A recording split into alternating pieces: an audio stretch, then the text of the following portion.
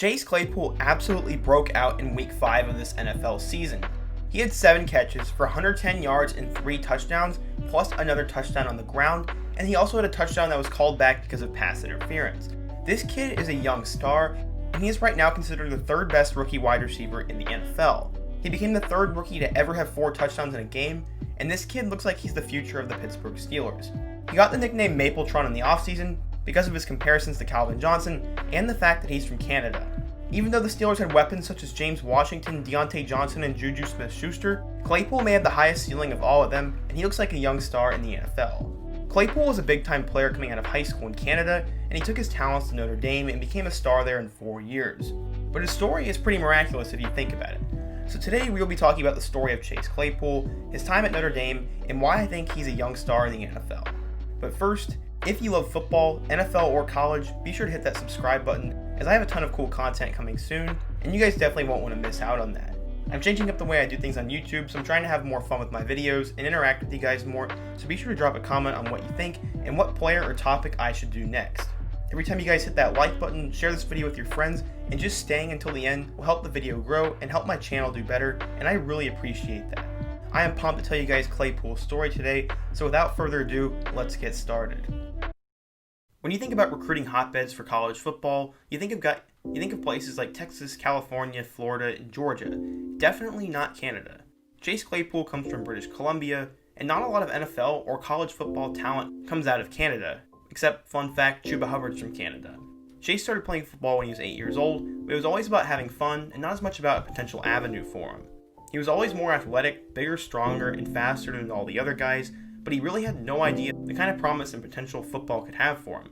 That was until he visited the US. He saw how competitive, how serious, and how much potential football had when he was in the US, and he saw it as a potential avenue for him. But there was one problem. After dominating for 3 years at his high school, he had no Division I offers, so maybe football wasn't the thing for him. That was until he decided to use an app we like to call Facebook. For most of us, Facebook is just used as a place to post stuff, see what other people are doing, or check in on news, but for him, it was his avenue to college football. He posted his highlight mixtape on there, and his coaches sent it and promoted it around, and all of a sudden, people started to take notice.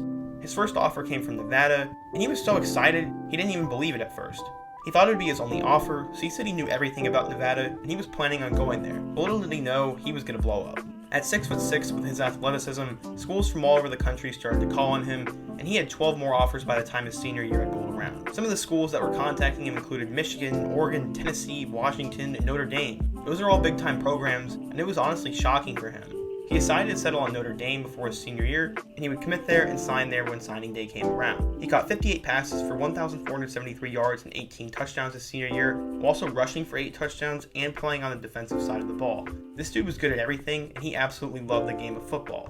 Scouts saw that, and combining that with all his athletic measurables, he was one of the top wide receivers in the country. According to 24/7 Sports, he was a 4-star recruit, the number 33 wide receiver, the number 1 player in Canada, and the 172nd best player in the class of 2016. Claypool was also a guy who played basketball, and he thought he was going to potentially try and play it at Notre Dame as well, but when he got there, he realized that wasn't such a good idea, and he was going to solely focus on football. I think it's safe to say that worked out for him. Going into his freshman year, he knew he wasn't going to get a lot of playing time, but his attitude would allow him to have a really good time and a productive year. He'd only catch 5 passes as a freshman, but he would get 11 tackles on special teams, and he absolutely loved it. He just wanted to get out there and compete, and he embraced every single snap he got to play on the field and tried to make the most of it. I really like Chase's attitude, and no wonder he ended up having a big role and a big career at Notre Dame, because going into his sophomore year, he was handed another setback. It looked like he was finally going to get some meaningful snaps, but they brought in 2 grad transfers in Cam Smith and Freddie Canteen, but he told himself he was going to be the starter, and he would do that. He would lead the Irish in receptions through the first 9 games with 24 catches for 354 yards. He catches his first touchdown against Miami of Ohio and had a breakout game against Wake Forest. He would catch 9 passes for 180 yards and a touchdown in that game. Notre Dame, on the other hand, would lose to Miami and Stanford, and the season didn't go as planned. As a sophomore, he would catch 29 passes for 402 yards and 2 touchdowns, and he showed a lot of potential. Going into his junior year, he was definitely expected to break out, and that's exactly what would happen. He started 12 of the team's 13 games and became an impact player for the Irish. He caught touchdowns in their huge wins over Wake Forest and number 7 Stanford. He would catch 8 passes for 130 yards in a big-time win over Northwestern, and then he would catch 6 more passes for 98 yards and a touchdown in an absolutely crucial win over number 12 Syracuse.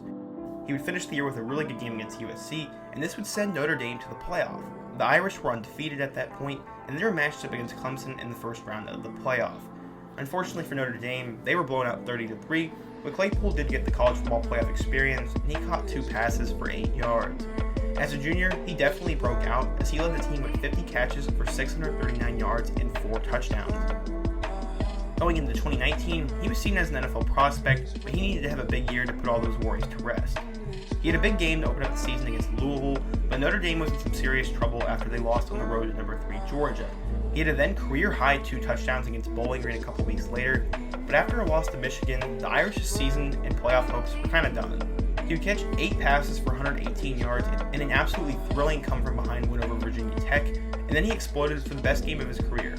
He'd have 7 catches for 117 yards and 4 touchdowns in their win over number 23 Navy. He finished the regular season with 2 touchdowns against Stanford, and he definitely lived up to the hype his senior year. In his final game against Iowa State, he had a then career-high 146 receiving yards and a touchdown against the Cyclones, and that wrapped up his Notre Dame career. He would catch 66 passes for 1,037 yards and 13 touchdowns, and he was one of the best Notre Dame wide receivers in a while, and in my opinion, the best since Will Fuller. He was seen as a day 2 NFL draft pick, but he kind of went under the radar because of the depth of this year's wide receiver class. Mike Tomlin was super impressed with him in the offseason, and he saw the kind of character and competitiveness he wanted in his draft pick. Claypool would end up getting drafted in the 2nd round with the 49th overall pick by the Pittsburgh Steelers, and this was the Steelers' first pick of this draft. He would have a decent amount of preseason hype and did get a lot of attention from Big Ben. When they were throwing the ball around at a local university called Robert Morris in the offseason, Ben could see that he was a guy who already knew what he was doing, and he had a really good understanding of the offense, and he kind of projected Claypool to have a big year. But he was going to be stuck behind Juju Smith-Schuster, Deontay Johnson, and James Washington, so it didn't look like he was going to get a lot of catches and targets to begin with. He caught 2 passes for 39 yards in their season opener against the Giants, and then he would catch 3 passes for 88 yards in his first touchdown against the Broncos. And then in week 2, he had an 84-yard catch, which set a record for the longest NFL touchdown from scrimmage ever scored by a Canadian. He'd only catch 1 pass against the Texans, but in week 5, he would have the game of his life. Against the Philadelphia Eagles, he would have 7 catches for 110 yards and 3 touchdowns. But that wasn't all. He also had a rushing touchdown, and he could have had 5 had a pass interference call not brought one of them back. He absolutely erupted in week 5. But when you look at the numbers, this is pretty amazing. He's only received 19 targets on the season, but he's reeled in 13 passes for 261 yards and 4 touchdowns. He's the 2nd best rookie in the league when it comes to contested catches, and he's absolutely dominating with his 3.53 yards per route run figure, which is 2nd amongst all receivers in the NFL. According to Pro Football Focus, his tremendous start to the rookie season has given him a grade of 82.7, which is the 7th best amongst all receivers in the NFL. October 11th, 2020 is a date that will forever be remembered by Chase Claypool, the Steelers organization, and its fans. Some of the historical numbers he had in that game, he joined Jerry Butler and Harlan Hill as the only 2 rookie wide receivers with 4 touchdowns in a single game in NFL history. So far, Chase is a game of Mapletron, and he's taken advantage of that hype. He actually recently started a line of Mapleton Branch merch, which I thought was honestly pretty cool. But I really like Chase Claypool, and I think he's going to be an absolute star for the Pittsburgh Steelers in the future. I really enjoyed telling Chase's story today, and if you did, please take a quick moment to hit that like button and drop a comment on what you think. Every time you like and comment on this video, it gives it a better chance of getting in the algorithm so more people can see it and I can continue to make more videos. What are some of the best stories in football right now? If you leave a comment, I will definitely consider it. Think about making a video about that guy. If you're new and love football, please be sure to hit that subscribe button. You definitely won't want to miss out on any more content. And also hit that little bell icon so you get alerted every time I upload. I really appreciate you guys who have stuck around to this point, and I will see you guys again soon. Check out all my other videos about NFL player story videos. Check out all my other NFL player story videos, and until next time, peace.